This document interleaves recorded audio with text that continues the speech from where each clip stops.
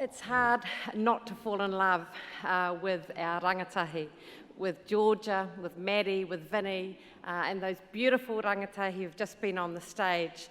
One would think that everything is amazing in our world, but it wouldn't be wānau ora if we didn't think there's still some work to do.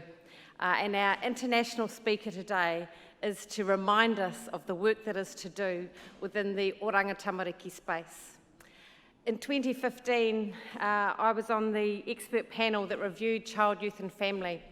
We went around the country visiting care and protection unit, youth justice facilities, group homes, caregivers, foster grandparents, all sorts of mechanisms to look after our children.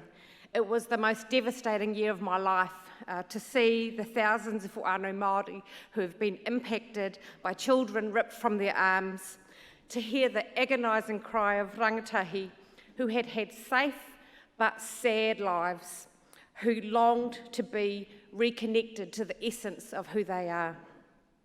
Following that year, Tanya Williams-Blythe, Horiana Irwin Easthope and I created Section 7AA to try to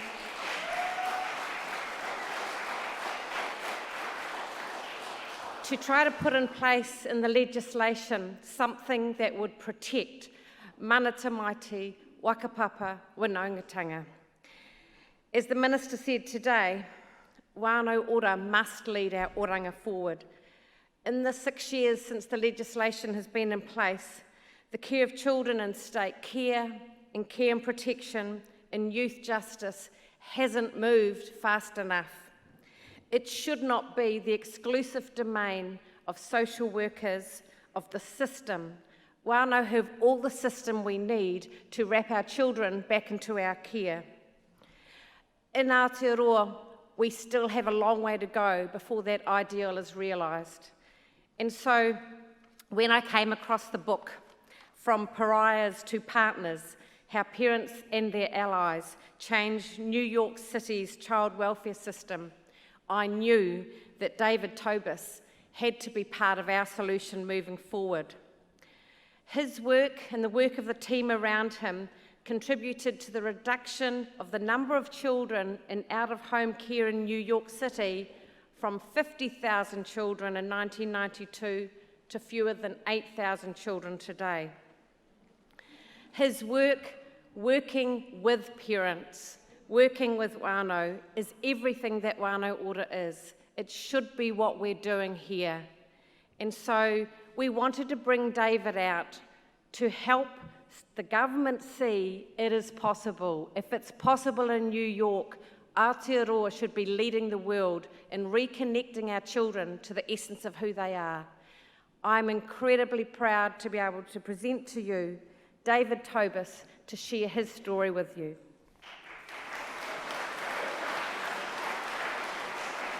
Can people hear me? Yeah, good, great. I'm delighted to be here. I've enjoyed listening to the opening sessions and the young people speaking today and the dancing and the music and seeing the pride in your culture. I'm very sorry, though, that I don't speak Maori to be able to appreciate the full richness of what's been presented. I want to begin by acknowledging that I am on land taken from the Ohlone people in California in the United States, and that I stand in solidarity with all poor and oppressed people around the world. I'm sorry that I'm not able to be with you in person, but I am honored to be invited into your community, into your hapori, and to be invited by the Whanaora Commissioning Agency for Waipunamu. I admire the struggle of the Maori people to gain control over your rights and your community. Your struggle has been a model for many people throughout the world. In fact, a lot of the work that we've done in New York City was based on the principles of the Maori in family group conferencing, which I'll talk about in a minute. I want to thank Helen Leahy for those very kind words and for inviting me to speak here today, and to Michelle Bradford for making all the arrangements so that I could be here. I have a present for you, which is a picture of children dancing in a group that I participated in and supported, and I hope one day to be able to bring it to you in person. The story that I'm going to tell today, I find to be inspirational, about how parents who have had children taken from them and placed into foster care, into the out-of-home care, work together with their allies to dramatically change the child welfare system. It's a story not without its problems and setbacks, but it's a very hopeful story about how parents change, how government officials change, and how systems change. It is a hopeful story, and I hope there are lessons that may be useful for you in Aotearoa. The idea for parent inclusion, to have parents participate in decisions about their own lives and about policy in child welfare, really began among the Maori. Your family group conferencing, which brought together members of the community and families when a family was having difficulty. That idea reached the United States at a time when parents had almost no voice in child welfare, where parents were not participating. At the time, though, the idea from the Maori came to New York in the early 1990s, it was one of the times when parents had no say in child welfare decisions. The child welfare system in the United States, and particularly in New York City, was one of the worst child welfare systems in the United States. There were 20 class action lawsuits that had been filed against the government and the voluntary child welfare agencies for failing children and for harming families. It was a racially biased system. 90% of the children in out-of-home care, in foster care, were Black or Latino. There were almost 50,000 children in out-of-home care in New York City, in one city with a population of 8 million. It was at least 5 times the rate of placement of children in care as in Aotearoa. One of the worst problems in the 1990s in New York City's child welfare system was that when a child was found to have been abused or neglected, nothing was done in 40% of the cases. The child was not removed and the family got no help. Prior to the 1990s, parents had never organized to be a force to push the system to change.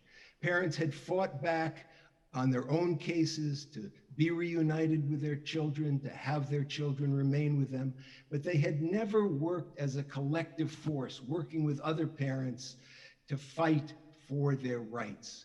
Parents had worked and organized in other systems, in developmental disabilities, in mental health, in education, even in conditional cash transfer programs, what we call welfare. Parents had organized to improve the conditions for their children, but never in child welfare until the 1990s. Parents organized with their allies so that they would become a more powerful force, and the allies were social workers and lawyers and foundation officers, all working together to try to push the system to change. Parents who had had children in the child welfare system were trained to be parent advocates. A parent advocate is someone who had had a child taken from them by the state. The parents changed their lives, were often reunited with their children, and then went through a training program to learn how to advocate themselves and advocate for others. The training included 3 different parts. One was classroom training, where parents learned the rules of the child welfare system, the history of the system, how to speak in public, how to advocate for yourself, how to write your story so people would know what you have experienced and to make your recommendations heard. That was the first part of parent advocates being trained. The second part was experiential learning. Parents who were being trained to be advocates followed, shadowed other parent advocates to learn how the system operates, to learn how they could help parents who were going through what they went through. And the third aspect of the training was support groups, where parents who were being trained to be advocates worked together, sat in a group to talk about their collective problems and issues that they were facing. And they learned how to turn their uncontrollable rage from having a child taken from them, to turn that into productive anger so that they could use it to push the system to change. I want to mention 4 of the most important changes that have taken place over the last 15 or 20 years during this struggle to transform the child welfare system. The first, as Helen mentioned, in 1992, there were almost 50,000 children in foster care. Today, there are fewer than 8,000 children in care, and that number has remained that low for several years. That change has taken place in a system that moves at a glacier's pace, but it's still changed. A second major change is that previous to this parents' movement, parents had terrible legal representation when their children were at risk of being removed from their care. They were represented by lawyers who had no special training in child welfare. Lawyers were paid very little. They had no backup supports of a social worker to investigate the case, to present the perspective of the parent so that the parent's voice would be heard. Today, parents who are at risk of losing their child or have a child in care are represented by an interdisciplinary team of a lawyer, a social worker, and a trained parent advocate who makes sure the voice of the parent is heard in all legal proceedings. This interdisciplinary team has been evaluated and found that it reduces the length of time children remain in care by as much as 4 months, saving the government millions of dollars, which has encouraged the government to provide this excellent legal representation. The third change is that there are more supports for families, so that when families are struggling, they get additional help. It's still not perfect. We don't have services that are as outstanding as they should be, and there are still services that are not in adequate supply, such as mental health services or substance abuse programs for mothers and children, or housing. There's not adequate housing. Many children come into the foster care system in New York from homeless shelters. The fourth significant change is that parents now have a significant voice on their own case. They work in child welfare agencies, employed in those agencies, helping other parents, and they have a say, a significant say in the shaping of government policy. I want to talk about the role of parents in each of those areas. At the case level, we have what's called initial child safety conferences. They're similar to your family group conferences. It's a moment when the decision is going to be made whether or not a child can remain safely at home with his or her family.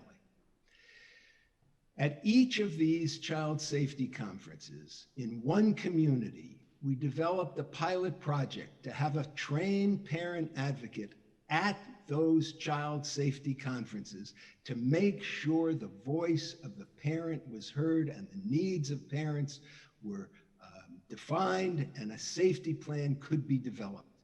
The program was evaluated and found to be so successful that fewer children were referred for foster care, and that the social worker and the parent both felt better about the entire experience.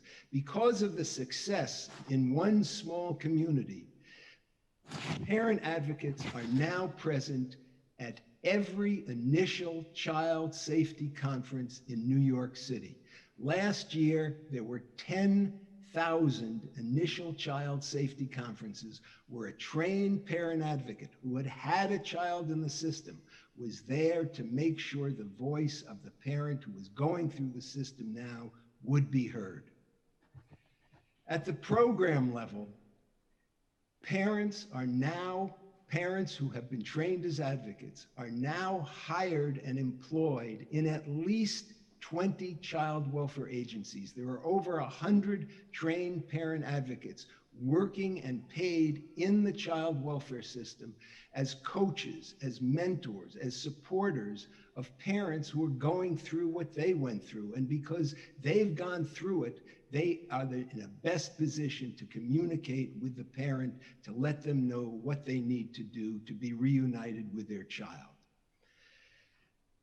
Social workers who are being trained in schools of social work now have parent advocates come to speak to them, to tell them what the experience of parents are like. And lawyers who are being trained have parent advocates come to their classes to help them understand how they can work better with parents.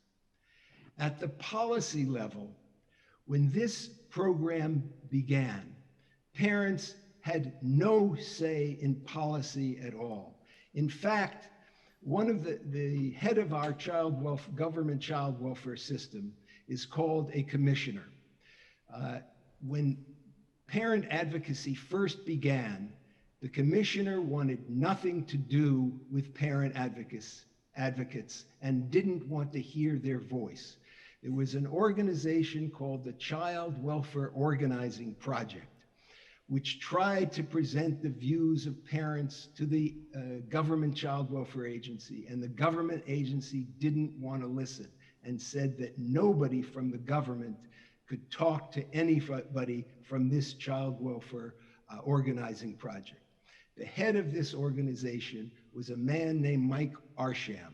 He comes back in a minute in this story in a very surprising way. Since that time, the government established advisory panels where parents meet regularly with the new commissioner to talk about what their needs are, what their views of the policies that he's going to be presenting, so that the needs of parents get heard. To help shape policy, a publication was created called Rise Magazine. I encourage you to take a look at it. It's free online, called risemagazine.org. It's written by parents who tell their stories. What were their experiences that led to having a child removed, and what are their recommendations for how the system can improve to better meet the needs of families? This publication was written and is written by parents, for parents, but it's also read by social workers so that they can understand the viewpoint of parents. And in another way that parents are involved in shaping policy is that they testify at legislative hearings when budgets are being prepared and approved by the government. Parents speak and say what their needs are so that adequate funding can support them. There's also been federal legislation that dramatically increased the funding for supports for families. The legislation is called the Family First Prevention Services Act. It was passed in 2018, and parents who had had children in the child welfare system testified before the US Congress to help pass that legislation, and it was passed. John Mattingly was the commissioner of the New York City's child welfare system, the government agency, from 2004 to 2011. And I want to quote what he said about parent advocates and how effective they are in improving the system. He said, and I'm quoting, "Everywhere you look in this city, where we are doing our best work, where the best is happening, you find parent advocates around." I want to talk briefly about the process of change and my role. I was the director of a foundation called the Child Welfare Fund that was a catalyst to bring about some of these changes that supported parents with small grants to organizations very much like the Whanaora Commissioning Agency. And we began with two values, two core beliefs. One is that people have a right to participate in the decisions that affect their lives. And two, parents and their allies working together can be a powerful force to bring about change. Based on those core beliefs, we developed a three-part strategy. First, we supported grassroots organizing so that people in the community would have a voice and work together to push the government to change, to create a countervailing force to push for change. The second was that we needed to change the minds, the consciousness, the thinking of social workers and the general community towards parents. Parents had been demonized. As Helen mentioned, they were called pariahs. People only saw the most difficult situations that reached the press of the most extreme cases of abuse. But in fact, the vast majority of children who end up in the child welfare system end up because of reasons of poverty, for neglect. That is the reason most children come into care, neglect, which is often confused with poverty. So to change people's minds, to see parents in their full humanity, we did several things. One was to create awards for parents who reunified with their children, who worked so hard to keep their children with them and to be reunited with them. We had public forums in which parents were awarded, the press came, and people saw how much parents loved their children, they just needed support. We created a public forum and a publication called the Child Welfare Watch, which came out every 6 months that critiqued a different aspect of the child welfare system. And when the publication came out, there would be a public forum where people discussed each of the problems and issues in the child welfare system. And on the panel that was discussing these issues would be the person who wrote the article, a social worker, a representative of the government, and a parent advocate to make sure the perspective of parents and the community was heard.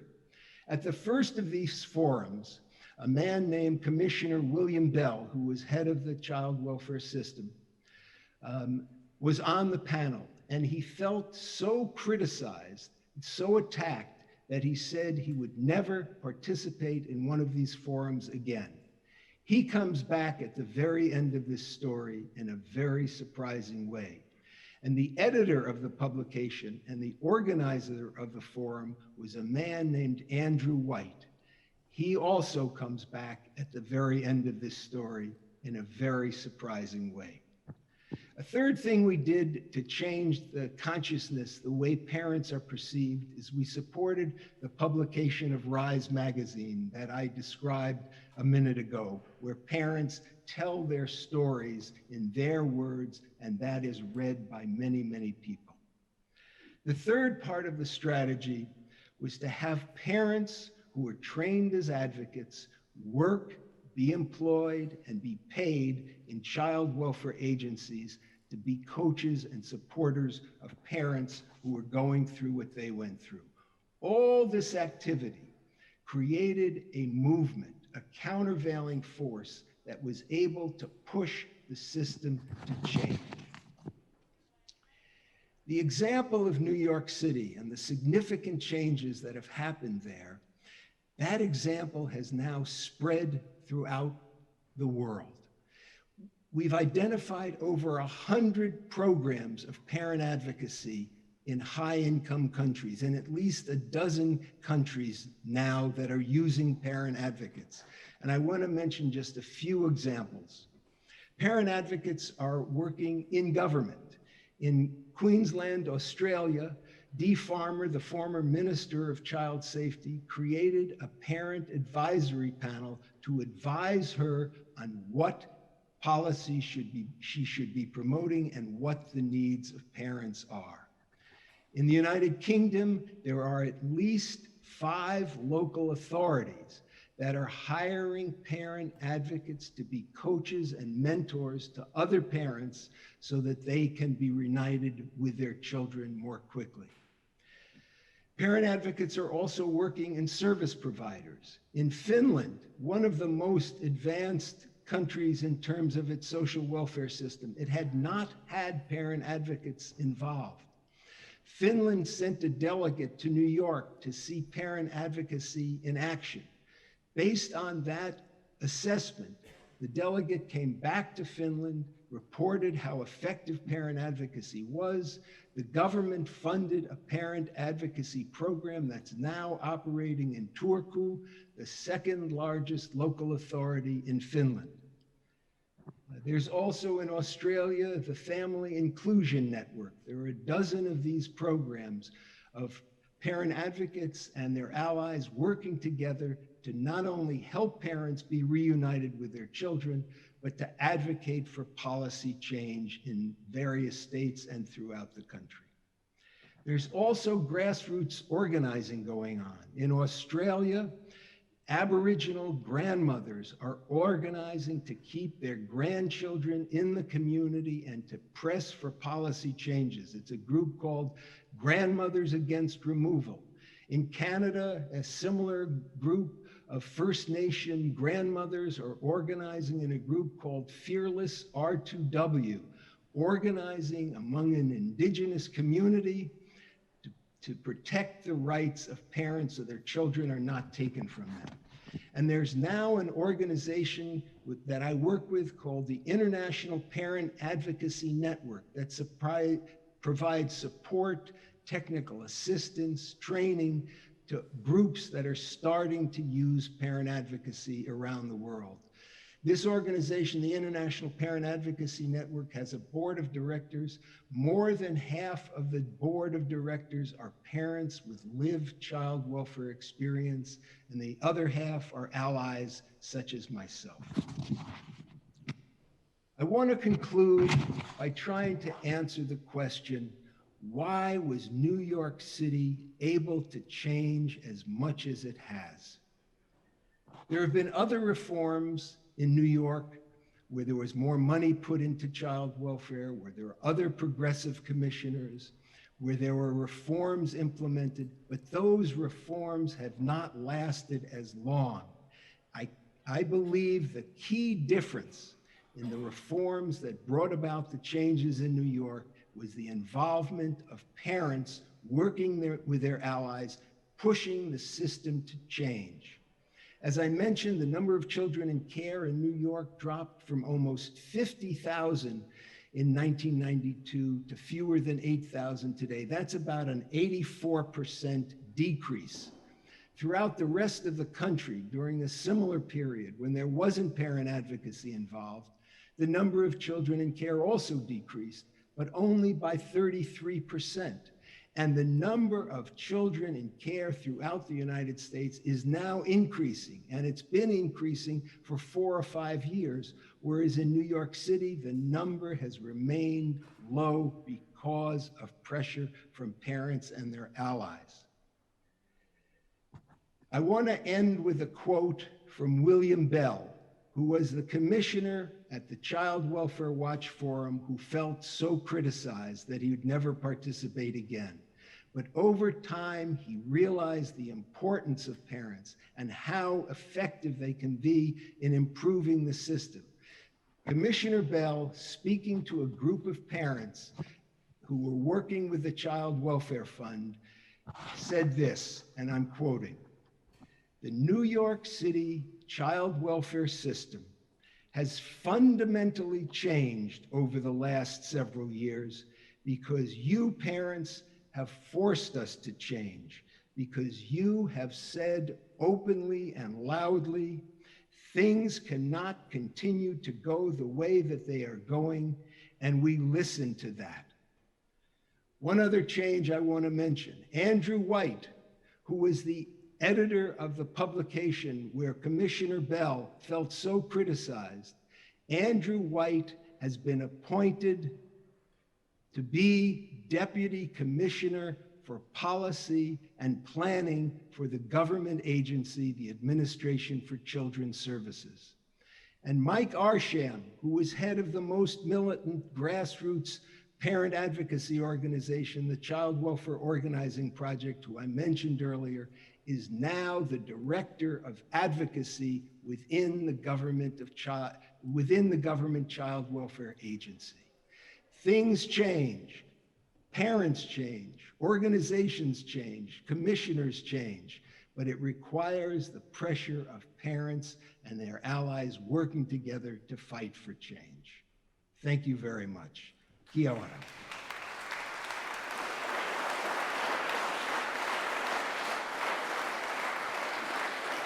If there are questions, I'd be delighted to answer them. I don't know how you want to handle that. Maybe we can take a couple of questions.